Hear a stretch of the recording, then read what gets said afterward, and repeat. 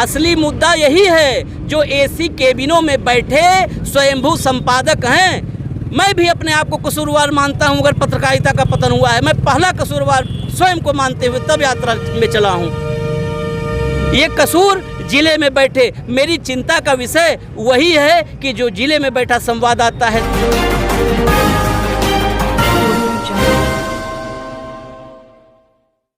देश में पत्रकार उत्पीड़न के मामले बढ़ते जा रहे हैं। ना तो आज तक सरकार कोई भी पत्रकार हित में कानून बना पाई है, ना ही पत्रकारों की सुरक्षा का कोई भी भरोसा आज तक पत्रकारों को दिलाया गया है। पत्रकार सुरक्षा कानून की मांग को लेते हुए यूसी न्यूज के संपादक आशीष जी लखनऊ तक अपनी पैदल यात्रा पर निकले हुए हैं। बहुत बहुत स्वागत है आपका।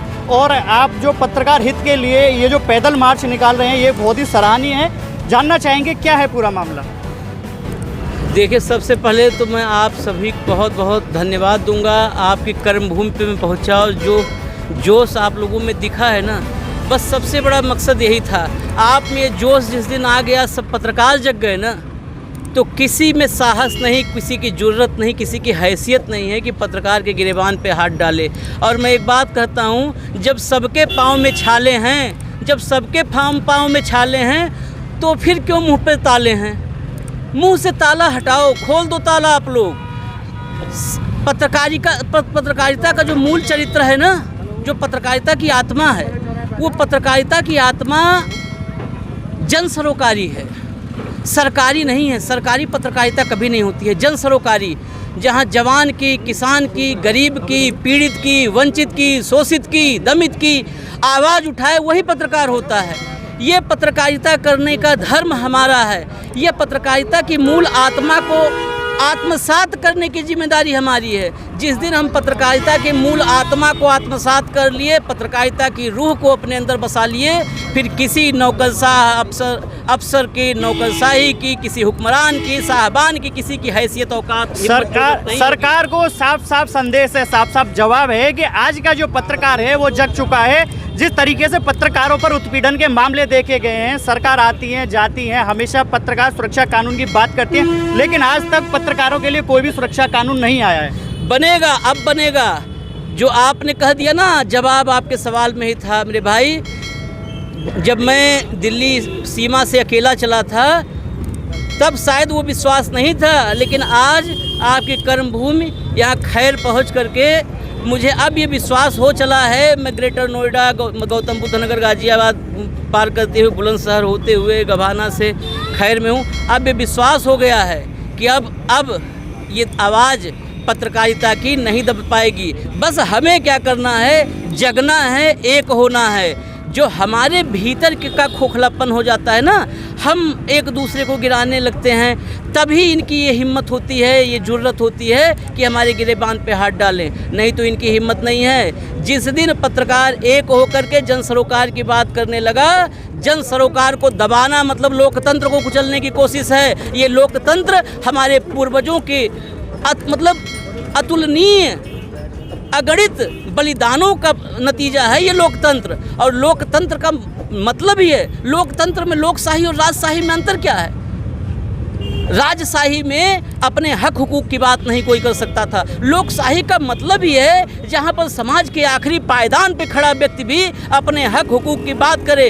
अपने मजबूती का सबसे मजबूत कड़ी है। संपादक जी, देखने में मिला है कि चौकी और थाने में भी आज के समय में पत्रकारों का शोषण हो रहा है, इस बारे में क्या कहेंगे आप? असली मुद्दा यही है जो एसी केबिनों में बैठे स्वयंभू संपादक हैं। मैं भी अपने आप को कसूरवार मानता हूं। अगर पत्रकारिता का पतन हुआ है, मैं पहला कसूरवार स्वयं को मानते हुए तब यात्रा में चला हूं। ये कसूर जिले में बैठे, मेरी चिंता का विषय वही है कि जो जिले में बैठा संवाददाता है, तहसील में, प्रखंड में, गांव में बैठा संवाद सूत्र है, उसकी वेदना और पीड़ा किसे पता है?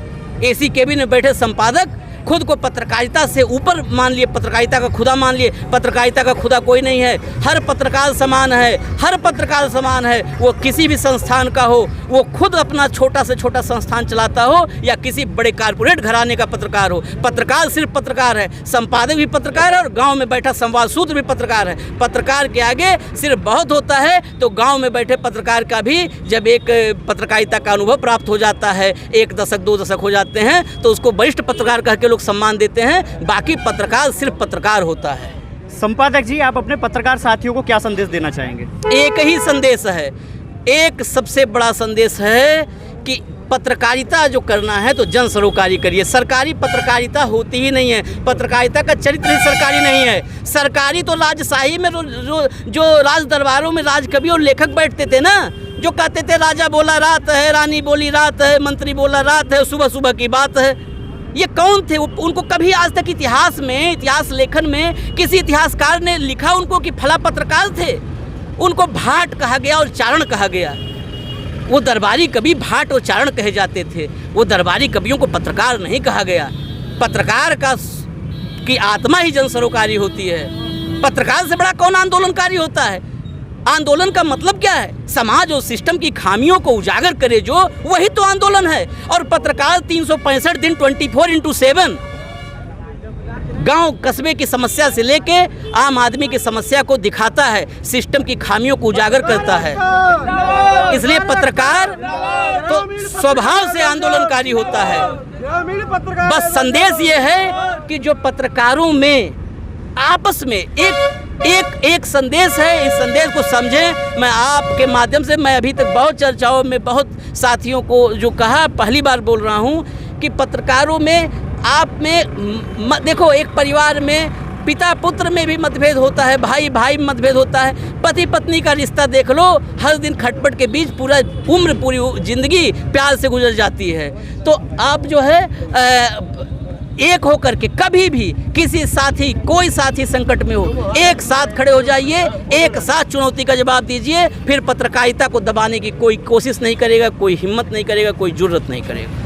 तो देखा आपने कि किस तरीके से जोश और जुनून के साथ में संपादक जी पैदल मार्च पर निकले हुए हैं। वाकई में अब ऐसा लगता है कि पत्रकार जग चुका है। और सबसे बड़ी बात यह कि सरकार को भी अब ध्यान देने की ज़रूरत है।